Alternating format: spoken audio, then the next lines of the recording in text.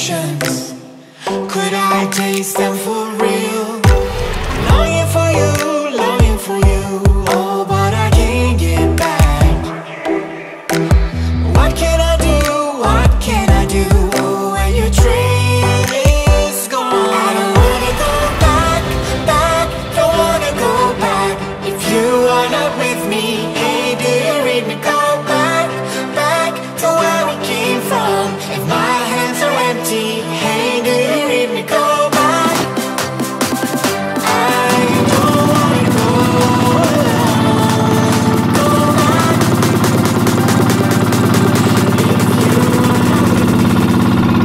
Alright, good morning sa inyo lahat. Si Papa AJ ito. Nandito na kami sa Kawit Island Resort. Actually po, kakarating lang namin dito. Kasama ko si Ma'am Rica. Siya po ang resort manager dito, na kung saan siya po mag-i-introduce ng resort na makukuha dito mismo sa gitna ng isla ng Calabanga. Ayan, Ma'am, kamusta?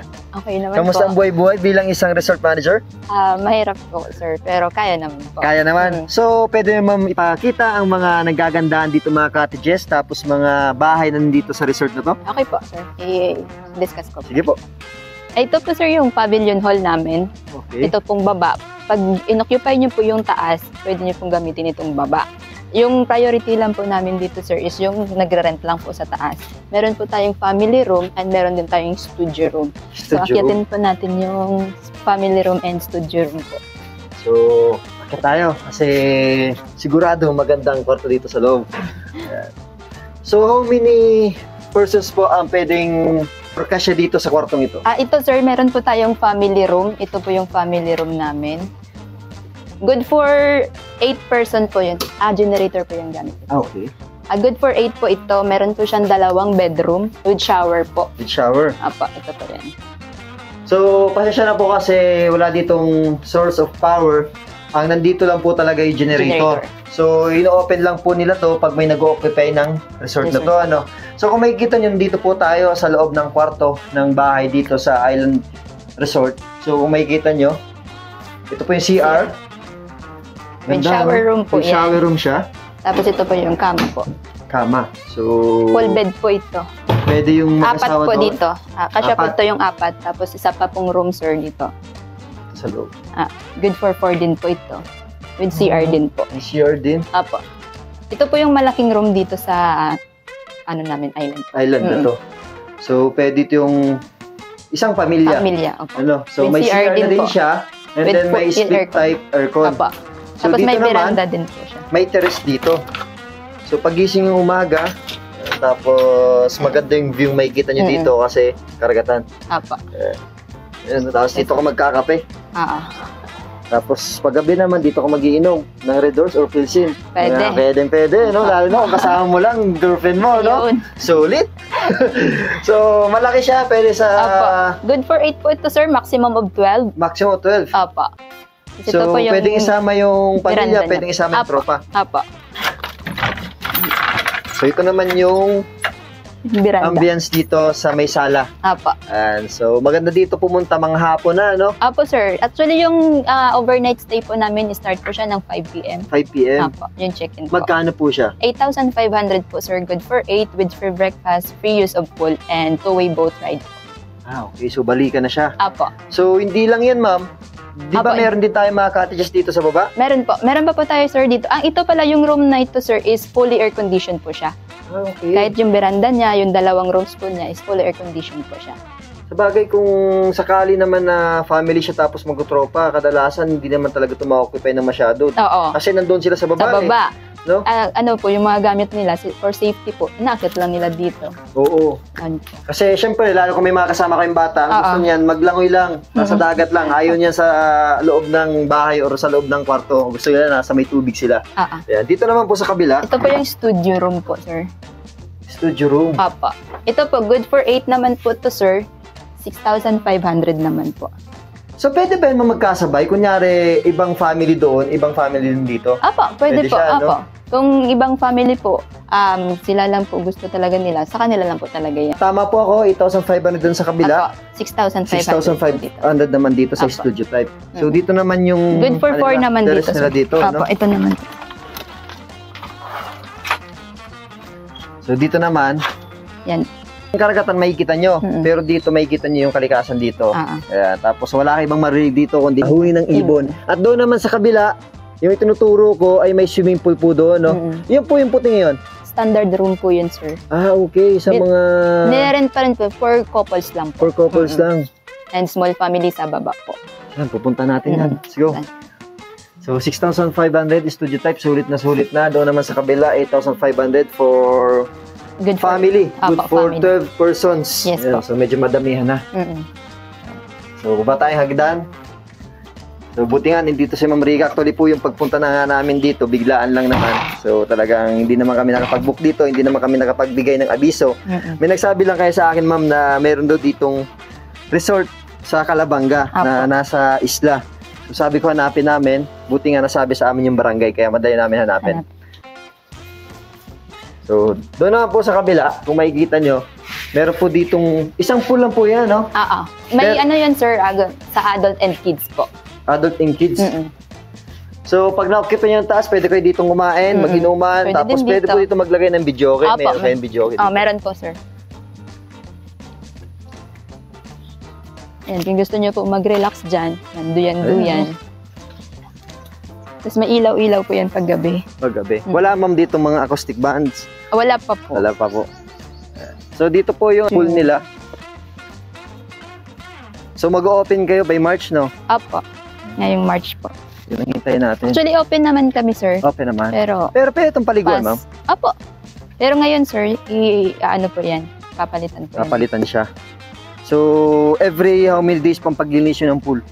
Everyday po, sir, ang paglilinis ng pool. Pero pag marami na din pong booking, kasi sayang yung chemical po. So, ito yung ambience dito. May pool, tapos kitang-kita yung karagatan. Napakaganda. Ayan, dito naman sa kabila, ito po yung mga standard rooms. No? Sa, pwede yung sa mag-couple lang. So, dito, Ma'am, hindi talaga tinatanggal yung dahon, no? Hindi po, sir, kasi natural po yung dahon pag nasa island ka po. Wala lang pong mga plastic, din nabawal. So, dalawang palapag ang mga standard rooms nyo dito. Ang standard rooms po namin, sir, sa taas. So, unahin po natin sa taas, sir. Sige, taas po tayo. Ano, makikita nyo na islang-isla dito. Nature na nature. Napakatahimik dito pa gabi, no? Tapos dala ka lang gitara. Pwede dito magmukmok. Magmukmok. Yung mga sawi sa pag-ibig, pwede dito. Yung mga walang syota. Ano, Lo? Yeah. So, ito sir, yung mga itong room standard dito, rooms sir, is parehas lang naman yan lahat. Parehas lang naman? Apo. Ito naman po is good for 2 with CR na rin po. May aircon na rin po siya. Tapos may veranda din po siya. Ayun, may veranda din sila dito. Magkano pong ganito, Ma'am? 4,500 po. 4,500. Lahat na free, two-way. Apo, with free breakfast na rin po siya. Yun. Yan po. Parehas lang. Napakaganda. So, saan tayo, Ma'am, galing? Doon sa kabila, no? Doon po sa kabila, Barangay Cagsaw po. Medyo narito na ako kasi umikot tayo ng buong isla. Laki. Doon po, Ayan, so, kung makikita nyo, napakaganda dito sa lugar na to. So, first time namin pumunta at first time din namin vlog sa isla. Kaya nagpapasalamat din kami sa nagsabi sa amin. Tapos kay Ma'am Rica kasi siyang sumama sa amin. So, may mga cottages din doon sa kabila. Kukuha na natin mga videos tapos papalip pa rin natin ng drone. Ma'am, kailan kayo mag-open? Ngayong March po, sir. Ngayong March? Nantay lang po namin ng Sino po ang owner nito? signal ng boss namin. Nasaan po siya ngayon? Nasa Australia po siya ngayon, si Mr. Ricardo Elia po. Ayan, so kayo na po talaga nag-manage to, no? Opo. Tapos kasama ko po dito sa pagmamanage, sir, yung head ko po na si Mr. Ray Perez po.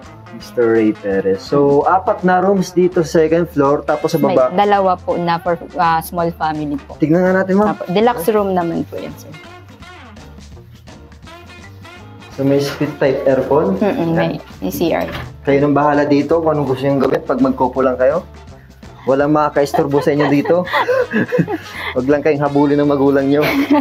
Hindi naman makatawid eh. So, meron 2 pools dito for kids tapos for adult. Sulit na sulit yung babayaran nyo dito. Kaya kung kayo may mga iniisip sa buhay, mga stress, may mga problema, punta lang kayo dito. Siguradong marirelieve ang mga pinagdadaanan nyo. Dito po, family rooms.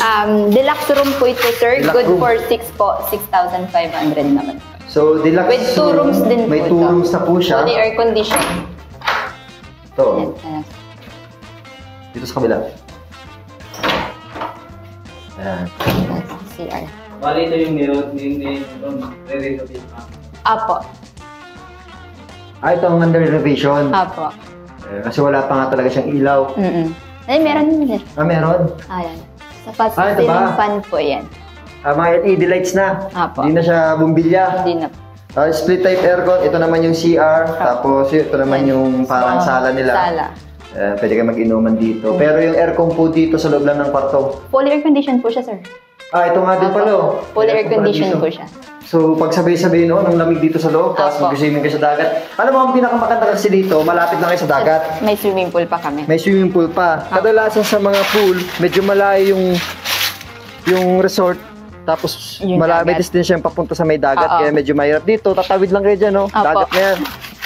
Pagbaba nyo lang ng seawall, may dagat na.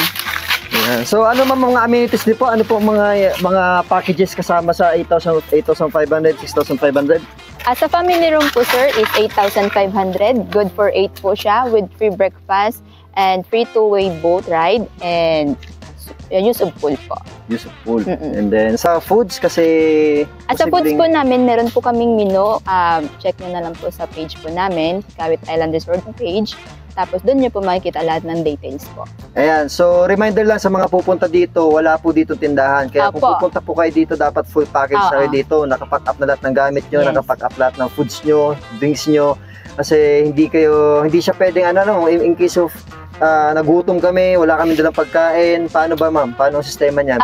Pag ganyan po, sir, meron po kasi kami po kasi sa booking po kami. So, doon pa lang po, sir, sa booking, sabihin nyo na po lahat para pagdating nyo po, kami ready din po yung lahat na kailangan nyo po. Okay. Pero kung ako sa inyo, Mas okay po na mag-bring bound. ayan, mamalengke na kayo kung saan naman kayo galing, sa SM, sa Robinson, kumpletuhin nyo na para hindi na kayo mapagod pa kasi access sa oras yan. Imbis Apo. na diretso na kayo dito, mamimili pa kayo dito, tapos in case maubusan pa kayong foods dito at inumin, wala talaga dito mabibilihan. Apo. Ayan. Di ba pag nagpabili sila, may charge naman yan? May charge po siya.